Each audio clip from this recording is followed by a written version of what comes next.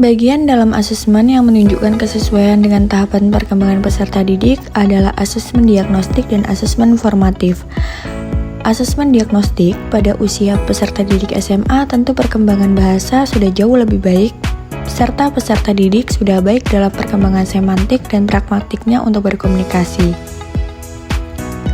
Asesmen diagnostik diberikan di awal sebelum memulai kegiatan pembelajaran dengan tujuan untuk mengetahui sejauh mana pengetahuan awal peserta didik mengenai materi yang akan diajarkan sekaligus untuk membentuk kelompok belajar.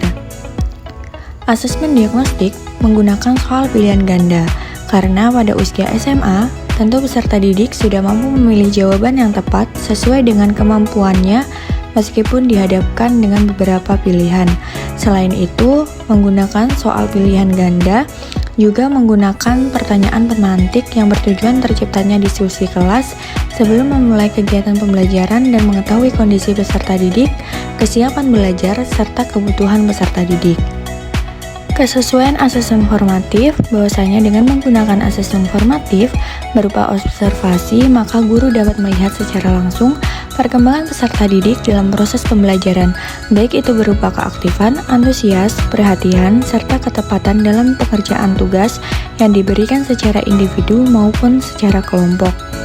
Bagian asesmen yang menunjukkan kesesuaian dengan perlunya mempertimbangkan aspek lingkungan budaya dan karakteristik peserta didik adalah asesmen diagnostik. Asesmen diagnostik dilakukan di awal dengan tujuan mengetahui aspek lingkungan budaya dan aspek karakteristik yang meliputi kondisi peserta didik, profil peserta didik, kebutuhan, serta kemampuan peserta didik.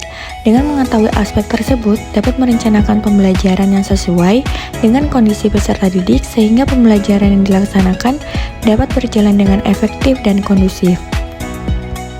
Akan tetapi, asesmen yang digunakan belum sepenuhnya menunjukkan kesesuaian dengan kemampuan peserta didik. Pada awal pembelajaran peserta didik diberikan asesmen diagnostik dalam bentuk kuisis pilihan ganda untuk mengetahui pengetahuan awal mengenai cerpen.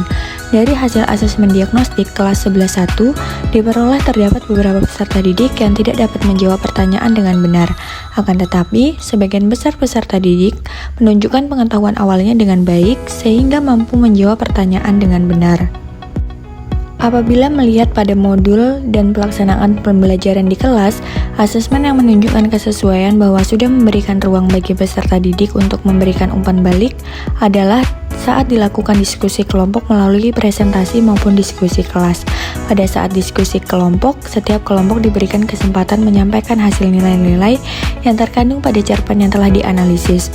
Kemudian, kelompok lain memberikan tanggapan dari hasil analisis kelompok yang mempresentasikan.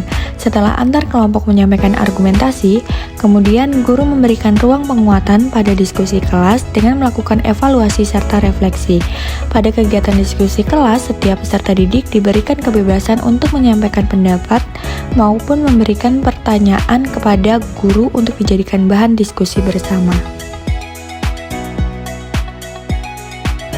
Hal yang ingin saya tingkatkan adalah selain memberikan asesmen diagnostik dalam bentuk kuisis, juga akan memberikan beberapa pertanyaan pemantik untuk mengetahui kondisi peserta didik. Selain itu, saya juga akan menyebarkan angket yang dapat diisi oleh peserta didik untuk mengetahui gaya belajar, kebutuhan peserta didik, serta kondisi latar belakang peserta didik.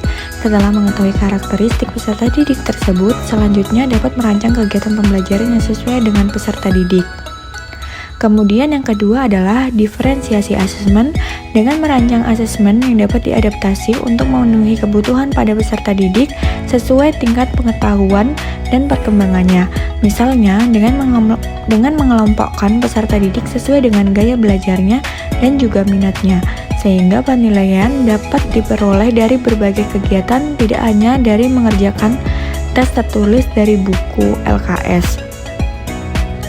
Dan yang ketiga, pada proses refleksi, kegiatan pembelajaran dimanfaatkan untuk berdiskusi antara guru dan peserta didik terkait kegiatan pembelajaran dan asesmen yang telah dilakukan.